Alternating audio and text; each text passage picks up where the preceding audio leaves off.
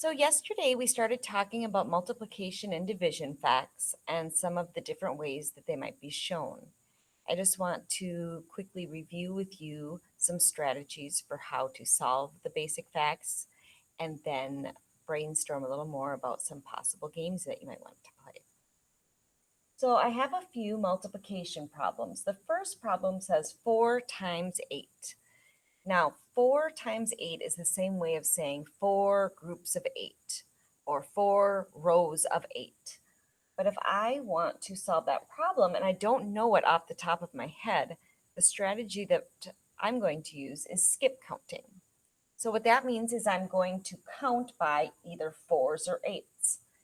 If I'm counting by 4s, I might say, okay, 4, 8, 12, 16, 20, 24, 28, 32. And I'm going to stop because I got to 8. So 4 times 8 is 32.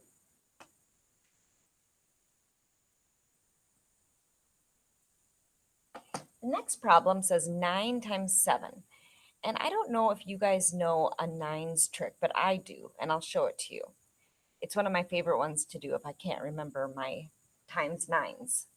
So if I take and put my hands up here, all 10 fingers, and I have 9 times 7.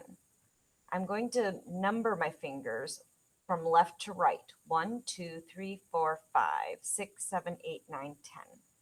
So I need to find finger number 7. 1, 2, 3, 4, 5, 6, 7. I'm going to put that finger down. That's going to be my divider between my 10s and my 1s. So my answer is going to be on this side my 10s, on this side my 1s. So I have 6, 3, 63. Let me show you a few more ways that you can use 9 like that. So if I have 9 times 5, I'm going to go 1, 2, 3, 4, 5. I'll put my fifth finger down. On this side of it will be my 10s and this side my 1s. 45.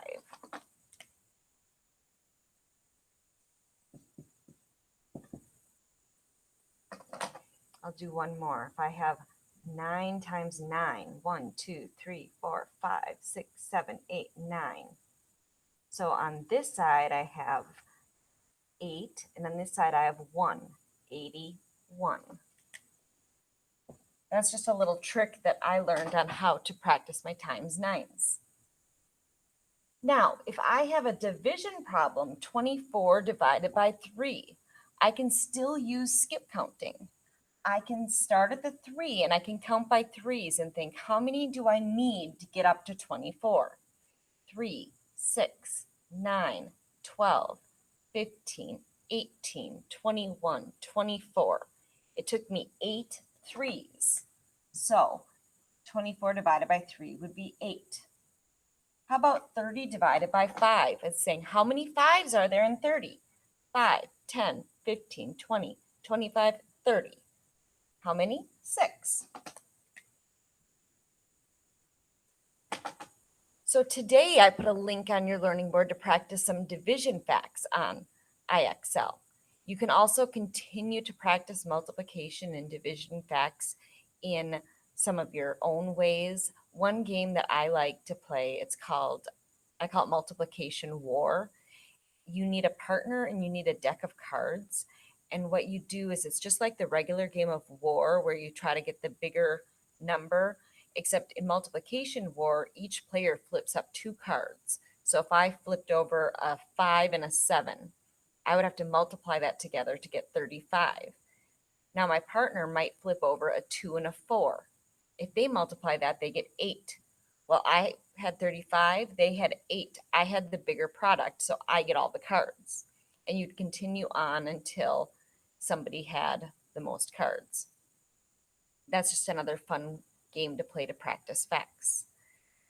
I talked to you yesterday a little bit and said that you can use dice, rolling dice, to try to find a fact to make. So if I rolled a 6 and a 5, I might have to multiply 6 times 5. things like that. Anything you can do to make it fun. You can have a quiz game with your family. But I definitely think that the more you practice, the better you're going to get at it. So practice, practice, practice, my friends.